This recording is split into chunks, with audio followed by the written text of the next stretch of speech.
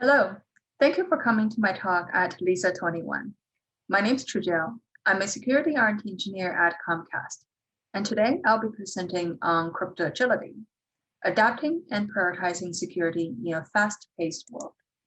So first of all, what is crypto agility? It's basically the ability to replace crypto primitives, algorithms, or protocols with limited impact on operations and with low overhead.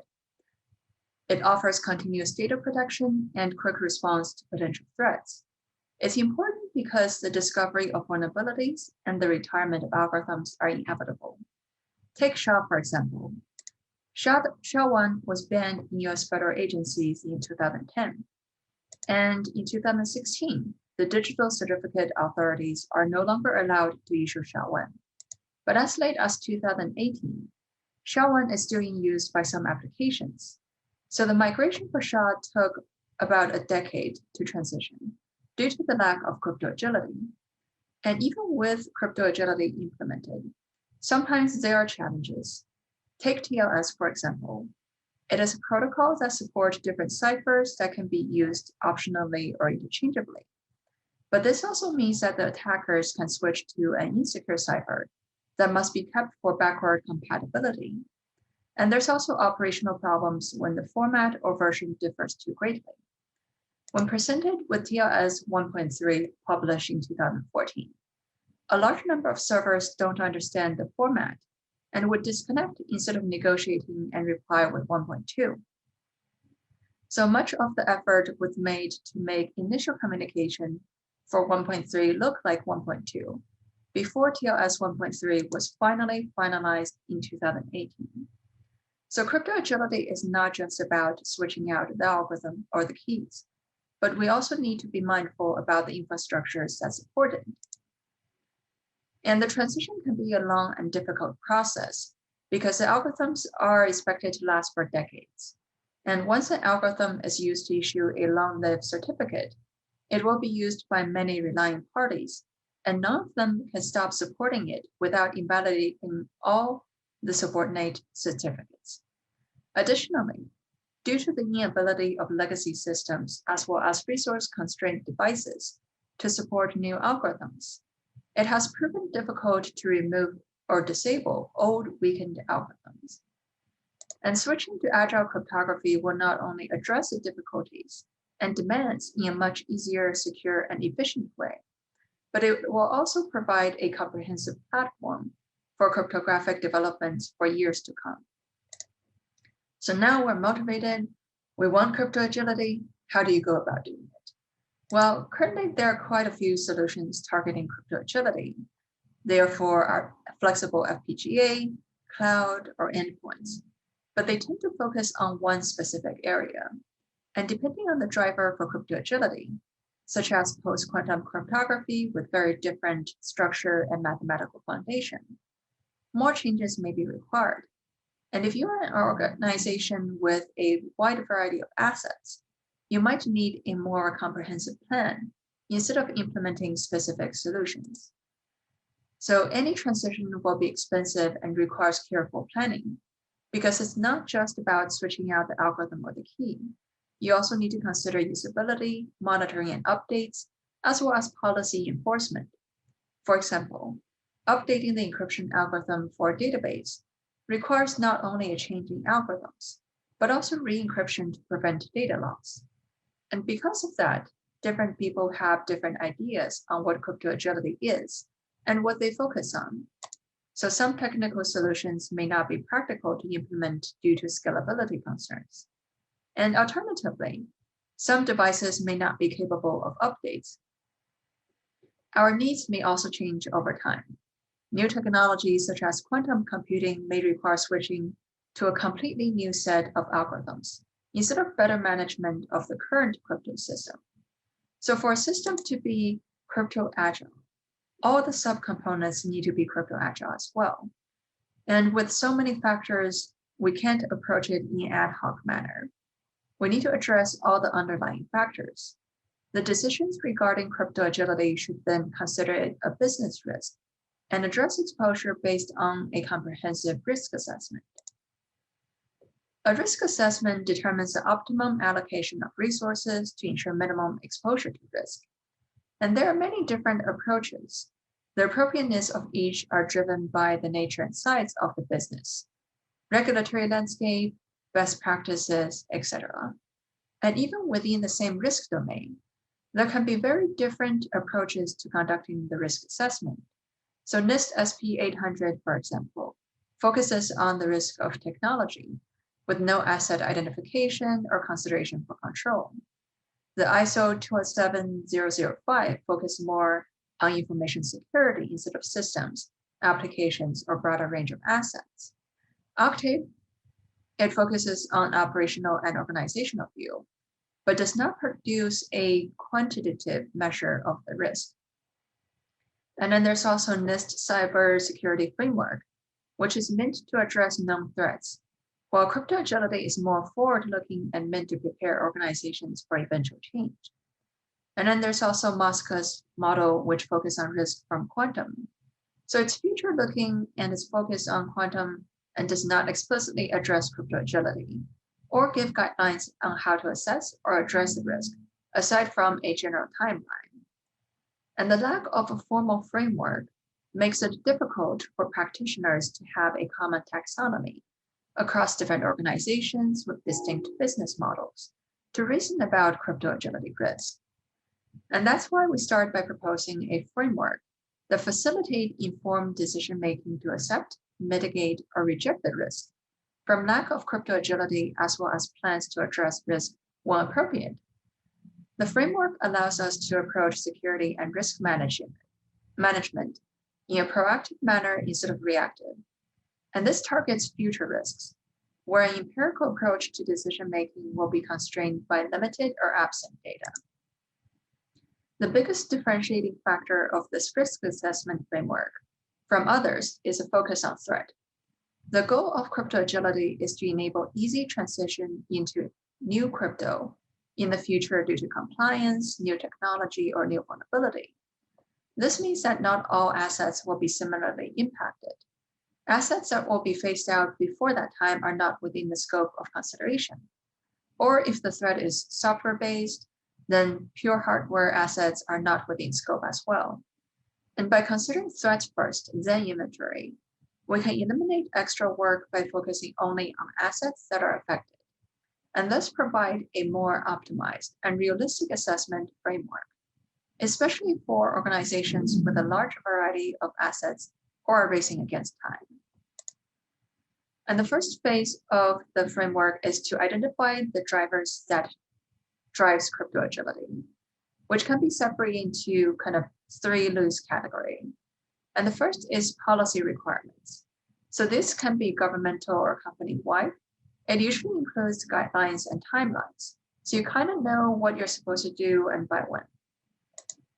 Then there's newly discovered vulnerabilities, which can be unexpected and impact billions of assets. But if the new exploits are discovered for known vulnerabilities, mitigations may already exist, like patching or compensating controls. And lastly, the more difficult one is disruption from new technology.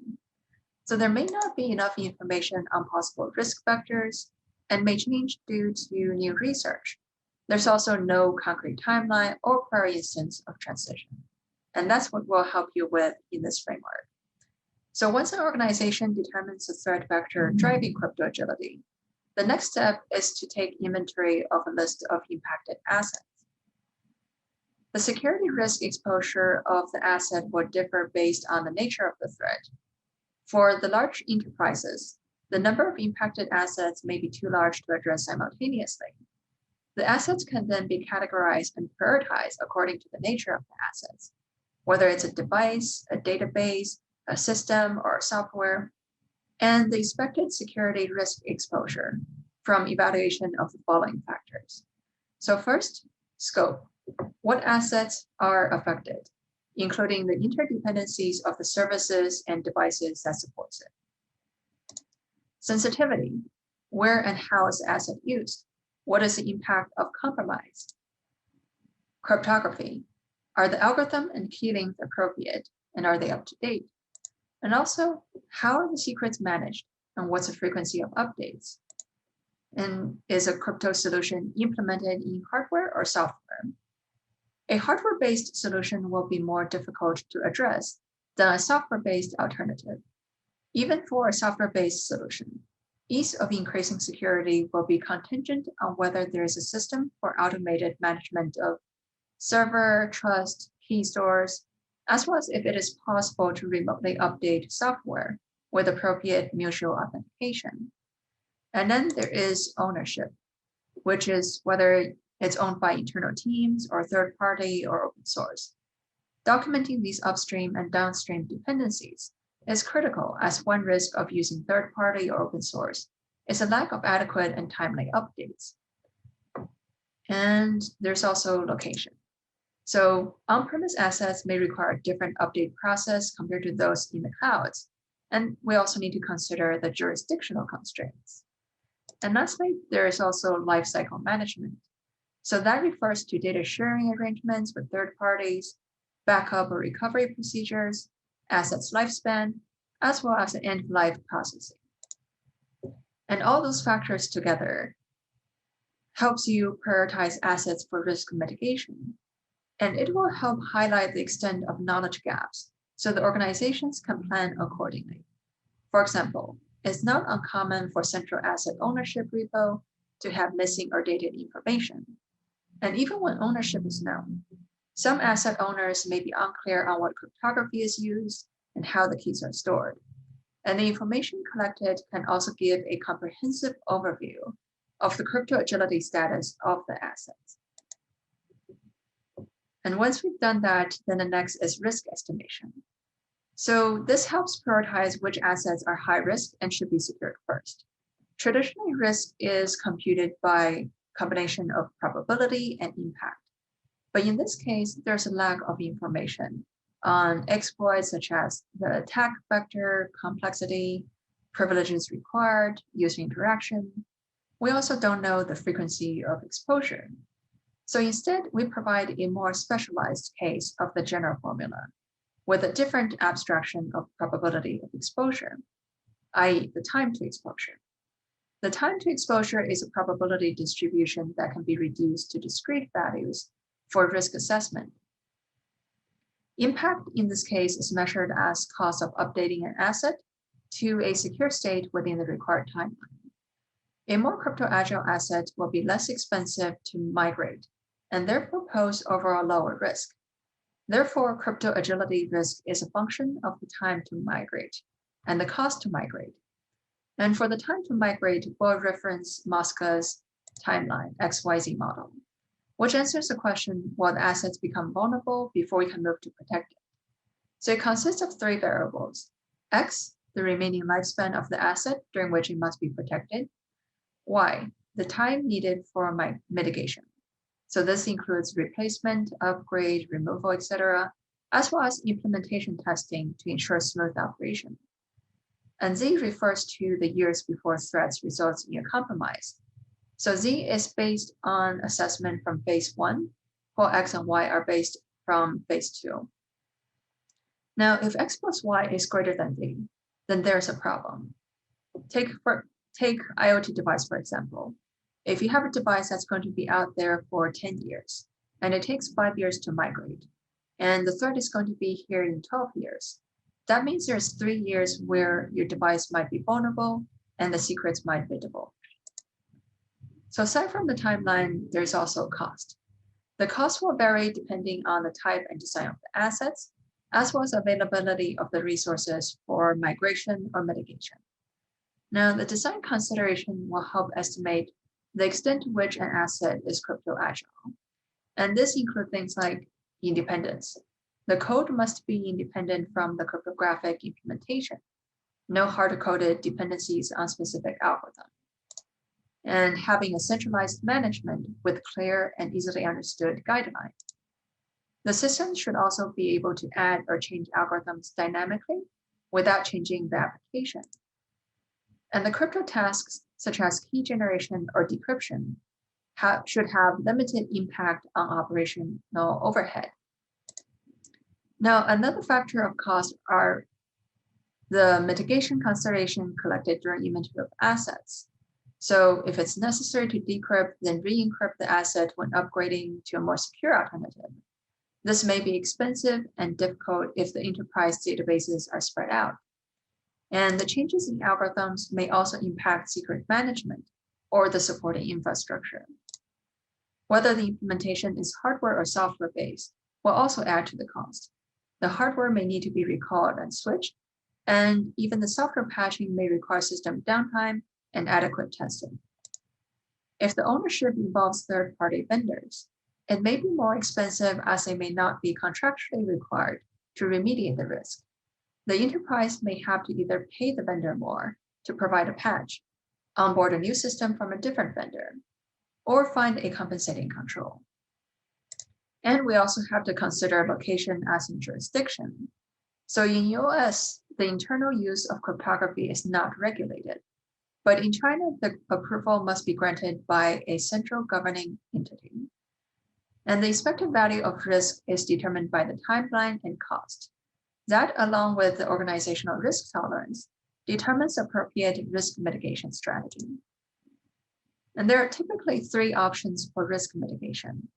We can phase out the impacted asset if the value of the asset is lower than the expected risk, especially if the cost to secure is high. We can accept the risk and maintain status quo when the expected value of the risk is lower than the organization's risk tolerance. We can also secure the asset by spending resources. This may be rational when the value of asset is greater than the cost to secure it. It can be achieved by upgrading the asset with a new crypto solution that mitigates risk.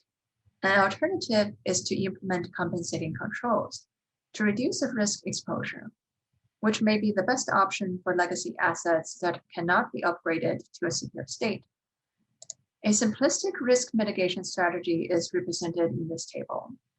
If X plus Y is less than Z, then it means that the asset may be end of life by the time the threat is realized.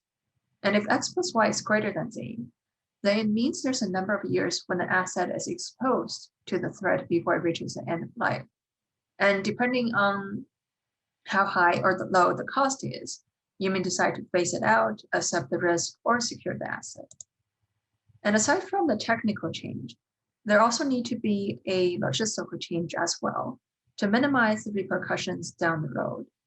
The purpose of the risk assessment is not only to optimize risk mitigation, but also help with understanding and communicating the risk. The enterprise must have coherent crypto policy that supports and guides different teams in making decisions about their cryptographic choices. It must tie into associated organizational processes. So a crypto agility remediation roadmap builds on this foundation of enterprise crypto policy, associated process, and appropriate technology. First, the crypto policy should be updated to remove the deprecated algorithms and incorporate any replacements. Second, the associated processes should be leveraged to push those requirements. Finally, the enterprise should review the existing tooling to determine whether additional technical solutions are needed to implement the remediation plan. A comprehensive list of actions will depend on the nature of the enterprise and is out of scope of this talk. But we will demonstrate how this framework can be used by presenting it in the context of quantum computing for IoT devices. So for quantum, as early as 2015, NSA recommended that organizations prepare for the upcoming quantum-resistant algorithm transition. NIST is currently reviewing post-quantum cryptography, and quantum-safe standards are expected to be out by 2024.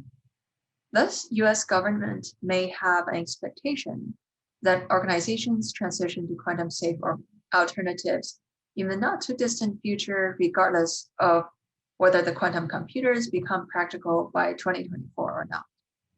So before we get into that, first of all, what is quantum computing? Well, quantum computers operate with qubits, information stored in particle in a quantum state. And that means instead of 0 or 1, the qubits exist in a superposition. It can be 0 or 1 until measured. And theoretically, this allows computation of every possible solution simultaneously. Now, quantum computers will not replace all the functions performed by classical computers, but this does mean that quantum computers can solve in polynomial time many mathematical problems that classical computers solve in exponential time. And some of these problems form the basis of the security of public key crypto algorithm.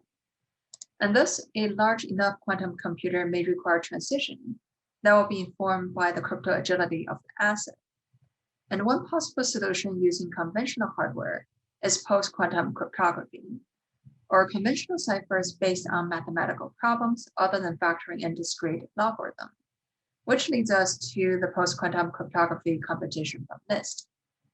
So the NIST competition identifies algorithms that are meant as replacement for the public key algorithm. The symmetric key and hash algorithm will just need a larger key size or larger outputs to maintain their current security posture.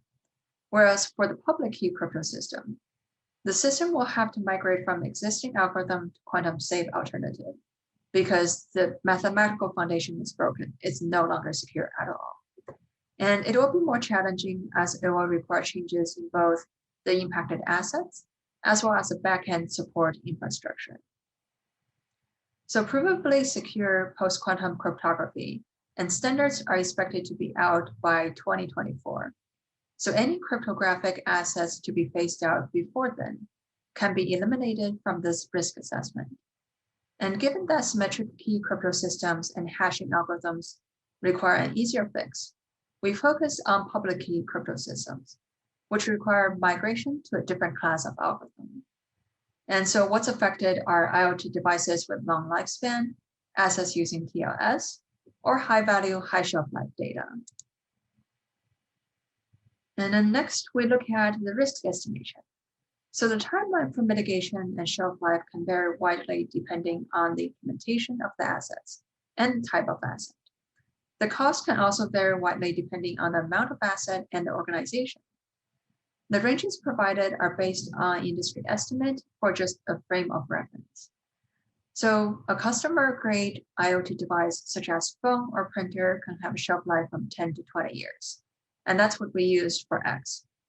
And the time needed for mitigation will depend on the nature of the asset and the implementation. Take BlackBerry, for example. It took them 5 years to move from triple DES to AES. And that's when they are in control of all their devices and servers. So if you are using third-party or open source, then it will take probably longer. And then there's also the threat. So NIST posits that a practical quantum computer could be built by 2030 for a budget of about $1 billion.